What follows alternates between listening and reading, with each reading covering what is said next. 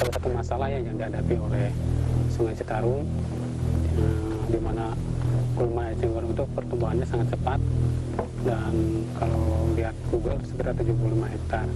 Jadi kita pendekatannya masalah ini harus menjadi berkah. Jadi dengan melibatkan masyarakat, kita rubah eceng gondok yang asalnya gulma menjadi sesuatu yang punya nilai ekonomi bagi masyarakat.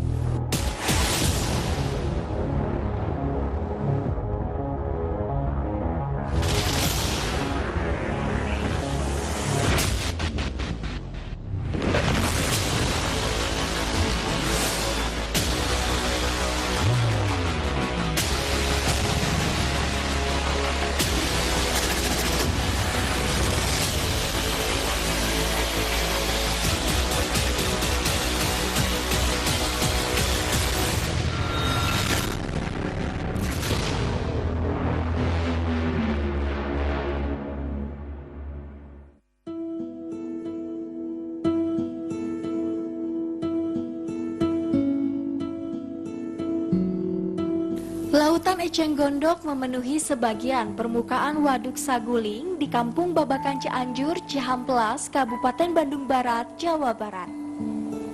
Sampai hari ini sedikit sekali yang peduli dengan gulma eceng gondok yang mengancam keberadaan PLTA Saguling yang memasok listrik PLN untuk Jawa dan Bali. Kecuali alumnus Matematika Unpad Indra Darmawan yang mampu memanfaatkan tumbuhan itu untuk berbagai keperluan yang inovatif. Kali ini dia sudah ada di Waduk Saguling yang memiliki luas eceng gondok 75 sampai dengan 90 hektar. Dan kali ini dia akan langsung memanen menggunakan arit ini menggunakan sampan. Ayo ikuti.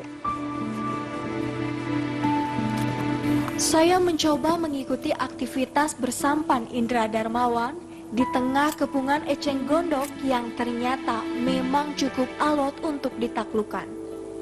Gulma ini rupanya tidak diam di tempat, tapi bergerak mengikuti arus. Indra yang tinggal di pinggir Waduk Saguling sejak lahir, paham betul bagaimana karakteristik eceng gondok. Bahkan ia pula lah yang mengembangkan konsep pengolahan eceng gondok nirlimbah atau zero waste. Kami membuat eceng gondok itu menjadi aneka kerajinan, bukan saja kerajinan dalam bentuk tas, meja, kursi, atau mebel dan yang lainnya, tapi kami juga memanfaatkan gulma eceng gondok ini menjadi media tanam seperti ini untuk aquaponik, dan akarnya seperti ini juga buat aquaponik, sehingga seluruh dari elemen eceng gondok itu baik dari akar, batang maupun daun semua termanfaatkan. Akarnya jadi media tanam, batang yang masih basahnya menjadi media tanam buat aquaponik, sementara batang yang panjang seperti ini nanti kita jemur menjadi aneka kerajinan seperti tas, kursi dan sebagainya. Meski nampak nyaman dan bisa menjadi objek wisata, lokasi eceng gondok ini sebenarnya cukup berbahaya dan agak menyeramkan. Indra bercerita, ia sering menemukan mayat yang hanyut dan nyangkut di tempat ini.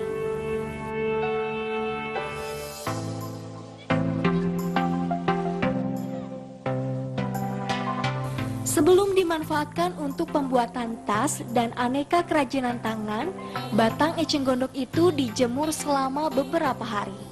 Setelah kering, ia dipres dengan mesin agar bisa dipipihkan dan tidak menggelembung.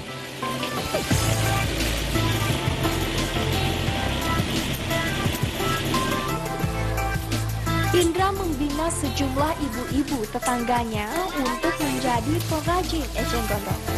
Setelah sekian lama, mereka saat ini sudah mahir membuat aneka produk dengan aneka tingkat kesulitan.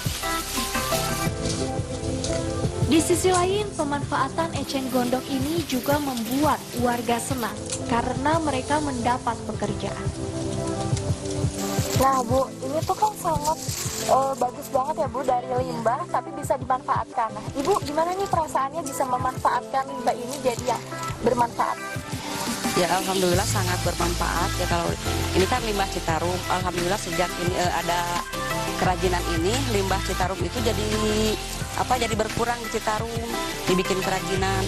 Alhamdulillah juga saya sangat terbantu ya segi ekonominya, membantu suami saya.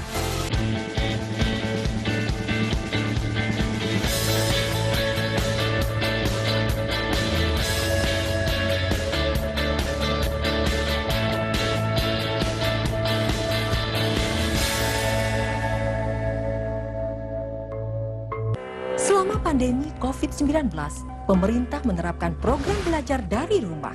TVRI, media pemersatu bangsa.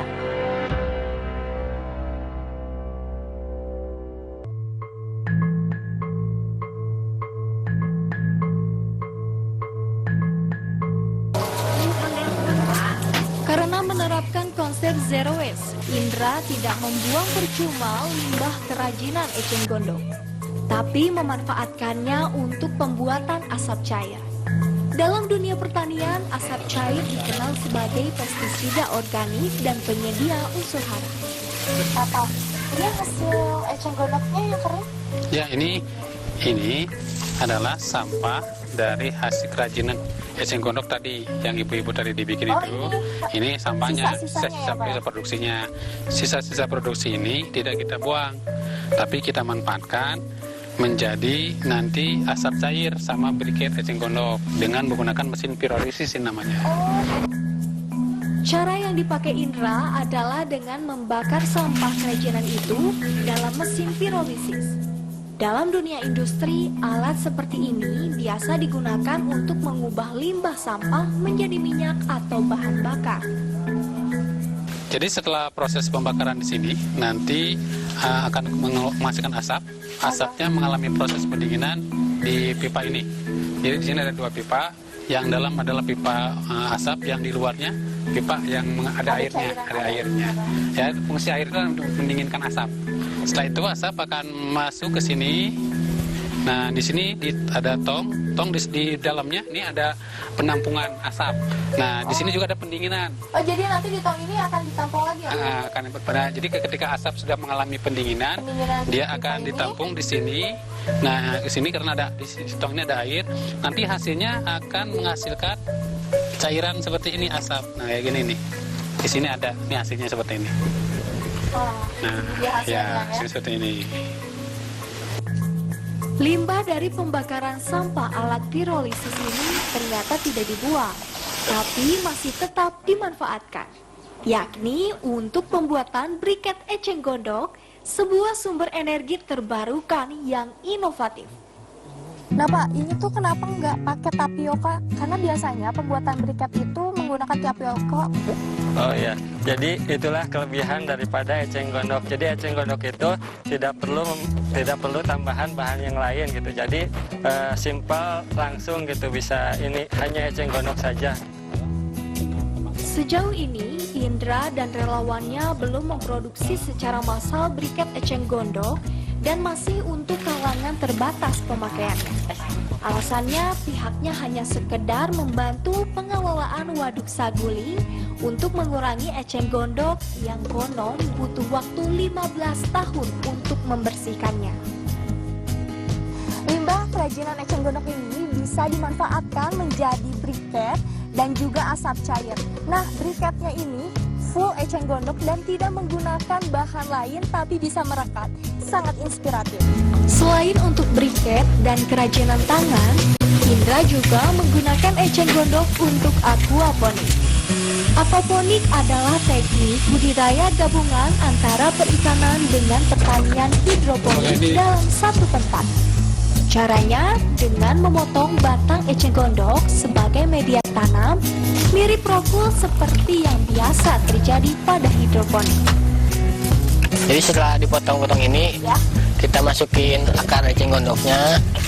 Oh, ini akar eceng gondoknya? Ya, ini akar eceng gondok. Masukin akar eceng gondoknya, langsung masukin eceng yang sudah ada bibitnya. Oh, ini ada. Jadi kan di sini ada rongganya. Ya, ada. Nah, rongga ini dimasukin bibit kangkung atau sosin atau apa. Tinggal ini kayak gitu. Setelah siap, maka media tanam eceng gondok itu dipasangkan pada rangkaknya. Dalam dunia pertanian, aquaponik memang bukan barang baru. Tapi keunikan aquaponik di sini adalah karena Indra menggunakan batang dan akar eceng gondok. Bapak, ini tempat pengaplikasian aquaponik itu ya? Ya, ini tempat contoh penanaman sistem aquaponik. Sistem aquaponik. Jadi sistem aquaponik itu menggabungkan antara pertanian dengan perikanan. Ya. Prinsip kerja aquaponik ala Indra Darmawan ini adalah sebagai berikut. Pertama kali, pompa akuarium yang ada di dalam kolam ikan memompa air ke dalam tandon atau tong air. Dalam tong ini terdapat rumah bakteri dari botol plastik bekas yang berfungsi sebagai penyaring air. Kemudian, air yang sudah bersih itu dialirkan ke seluruh jaringan paralon untuk menyuplai nutrisi pada tanaman. Jadilah air itu berputar terus dari bawah ke atas dan sebaliknya dari atas ke bawah secara kontinu.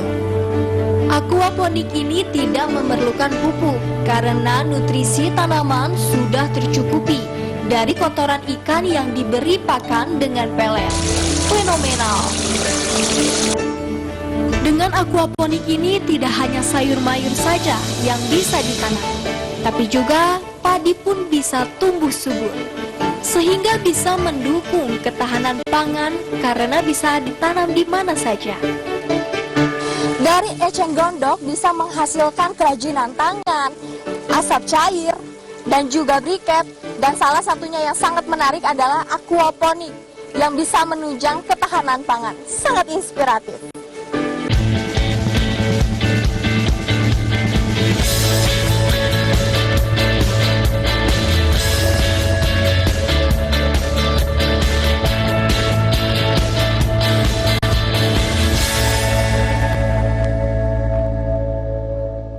Selama pandemi COVID-19, pemerintah menerapkan program belajar dari rumah. Saksikan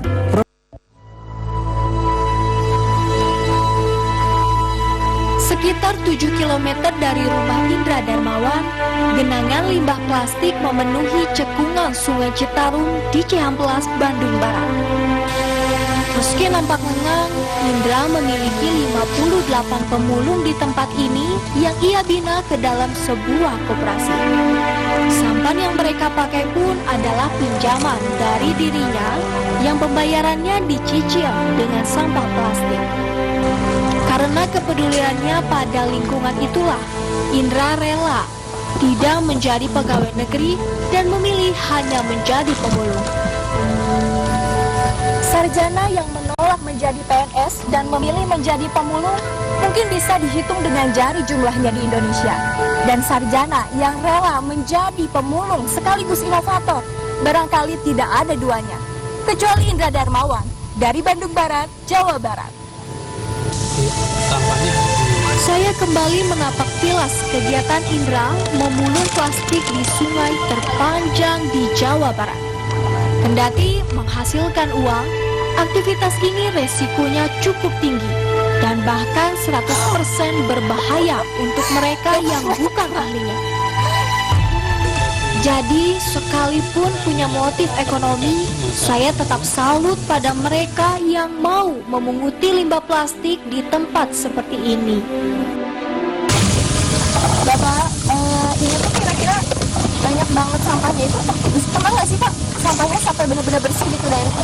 Atau pasti selalu banyak?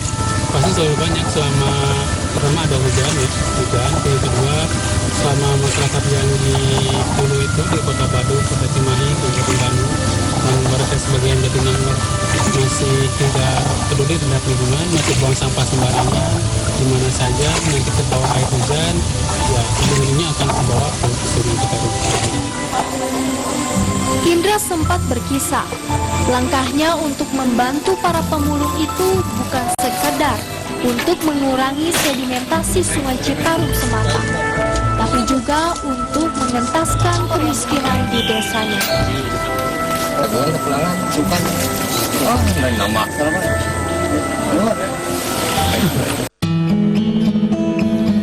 Selain koperasi pemulung dan pinjaman perahu, Indra juga membuat gerakan infak sampah di kampungnya. Sekitar 40 tetangganya ikut ambil bagian dalam gerakan ini dan menyerahkan sampahnya untuk dijual. Hasil dari penjualannya itu dipakai untuk keperluan masjid, orang sakit, dan untuk kebutuhan sosial lainnya. Infak sampah ini menurut Indra adalah cara lain untuk mencegah orang membuang sampah ke sungai. Sebab dengan insentif infak maupun tabungan sampah seperti itu, dia berharap tetangganya bisa teredukasi dan peduli pada kebersihan Sungai Citarum. Jadi program infak sampah itu kita ngumpulin sampah dari warga-warga dari sekitar RT sini, 3 RT, satu RW, diambilin sampahnya oleh Kang Agus, nah dikumpulin, terus disimpan di sini.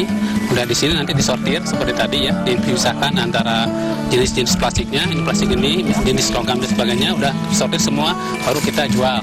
Setelah dijual, nanti uangnya sebagian buat operasional Kang Agus di lapangan, sebagian dipakai ke masjid. Selain persoalan sampah, Indra juga punya kegiatan lain, yakni membuka sekolah alam gratis tingkat SMP di rumahnya. Yang membedakan sekolah ini dengan sekolah lain adalah pembayaran SPP-nya cukup dengan menukarkan sampah, bukan uang. Inspiratif. Sampah plastik, ada kertas, ada kardus, ada kaleng, ada apa lagi? Sementara istri Indra Darmawan, Tati Mulyati, membuka sekolah alam gratis tingkat TK dengan pendekatan yang sama, bayar SPP-nya dengan sampah. Tapi sebenarnya ia dulu sempat kurang setuju suaminya menjadi pemulung bukan menjadi PNS. Tapi kini ia sudah mendukung kiprah suami sepenuhnya. Sekarang manfaatnya nih Bu, kan banyak banget nih prestasi Pak Indra. Kira-kira gimana nih? Ya, kalau saya sekarang lebih mendukung terhadap segala kegiatan Pak Indra, walaupun saya tidak tahu ke depannya seperti apa misalkannya, tapi sekarang saya udah mengerti bahwa emang kita itu sebagai lulusan dari negeri ya, sekolah dari negeri, emang kita harus mengabdi kepada negeri juga gitu.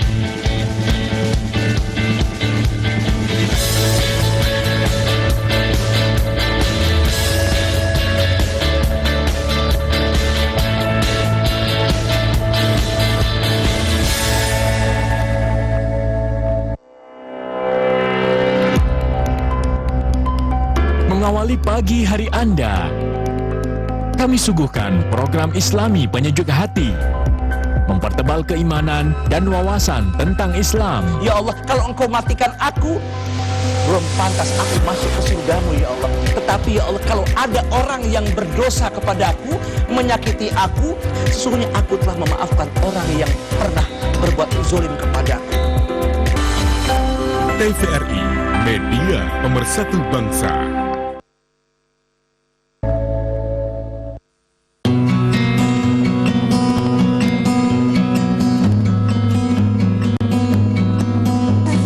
Eceng gondok, sampah plastik, dan juga sekolah alam, Indra masih memiliki inspirasi lainnya, yakni hutan komunitas.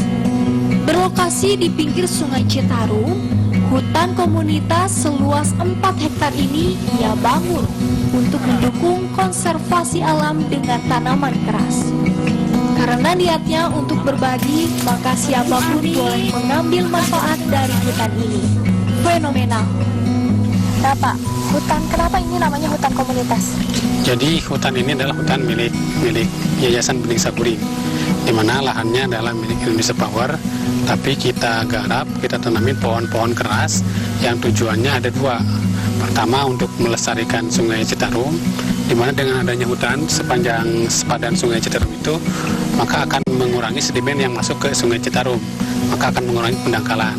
Yang keduanya adalah pemberdayaan, karena di hutan ini nanti dikembangkan yang namanya eduwisata dan ekowisata Citarum, sehingga kita akan ajak masyarakat itu bermain di hutan dan melihat Sungai Citarum, jadi menghadap Citarum bukan membelakangi Citarum. Upaya Indra menghijaukan kawasan sampah dan sungai ini direspon banyak pihak, khususnya komunitas kehutanan di Jawa Barat. Contohnya para mahasiswa UNWIM Sumedang. Mereka rela datang dari jauh dengan membawa pohon untuk ditanam di hutan komunitas milik Indra. Sebagaimana Indra, aksi para mahasiswa ini murni sosial dan tidak ada kaitannya dengan nilai akademis ataupun SKS. Kalau selama ini kita nanam buah-buahan sama bambu di sini. Pertama, bambu itu manfaatnya bagus untuk sekitar dan lingkungan. Pertama, bisa menyerap air lebih jernih lagi. Kedua, kita yang buah-buahan itu bisa memberikan manfaat buat masyarakat. Sesuai disiplin ilmunya, Indra melakukan kiprah sosialnya itu dengan pendekatan matematis. Namun bukan logika matematika semata, melainkan lebih ke filosofinya. Menurutnya, jika kita suka berbagi, maka Allah akan mengkalikan harta kita berlipat-lipat. Bapak 3 anak itu bahkan sudah membuktikan ia bisa bertahan selama ini meski tak menjadi pegawai. Apa yang dimaksud dengan matematika pemulung? Jadi kita mengambil konsep matematika pemulung itu adalah matematika dibagi 2 ya. Matematika itu adalah logika dengan filosofis. Di dalam logika 2 tambah 2 sama dengan 4 atau 4 dikurangi 2 sama dengan 2. Tetapi kita melihat ini ada filosofisnya. Tadi kalau lawannya kali adalah bagi, lawannya bagi adalah kali, lawannya kurang adalah jumlah. Artinya kalau kita misalnya punya harta, terus kita bagi sama sesama, maka lawannya nanti insya Allah akan dikalikan oleh Allah apa yang kita berikan. Kalau kita mengurangi apa yang kita punya, entah itu ilmu, entah itu harta, maka insya Allah akan dijumlahkan apa yang kita kurangi tadi. Jerih payah Indra mengurusi pemulung, eceng gondok, sekolah, dan hutan itu ternyata dipantau Kementerian Lingkungan Hidup dan Kehutanan KLHK di Jakarta. Tahun 2020 ini ia terpilih menjadi salah satu nominator peraih Kalpataru untuk kategori penyelamat lingkungan. Itulah sebuah kehormatan ya bagi saya sendiri, dan mudah-mudahan ini juga kehormatan bagi warga Jawa Barat, karena saya salah satu nominasi dari Provinsi Jawa Barat. Dan itu adalah sebuah kehormatan saja bagi saya dan bagi warga Jawa Barat. Pakar lingkungan dari Bandung Barat, Muhammad Satori, sangat mengapresiasi sepak terjang Indra Darmawan. Ia berharap ada pihak lain yang mau mengikuti jejaknya sebagai pejuang lingkungan. Di Jawa Barat ada sekitar 1.700 bank sampah unit, dan Pak Indra ini adalah salah satu di antara sekian banyak yang aktif di dalam mengelola sampah, terutama bank sampah. Namun demikian, tentunya tidak semua bank sampah itu bisa berjalan secara sustainable ya, jadi secara mandiri begitu ya. Nah, Pak Indra ini adalah sosok pengelola bank sampah dan juga dia melakukan edukasi pada masyarakat yang kontinu. Inilah yang membuat sosok seperti Pak Indra ini memang perlu direplikasi begitu ya. Sejumlah pihak mengakui bakat lingkungan Indra Darmawan sangat besar meski dia seorang matematikawan.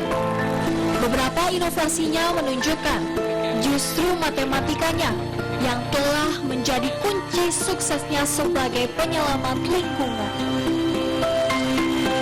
Antara matematika dan pemulung sepertinya tidak ada hubungan. Namun Indra Darmawan membuktikan kesuksesan pemulung sangatlah matematis. Sebab jika kita mengkurangkan harta dan ilmu yang harus dibagi, maka kita akan mendapatkan jumlah harta dan ilmu yang berkali lipat.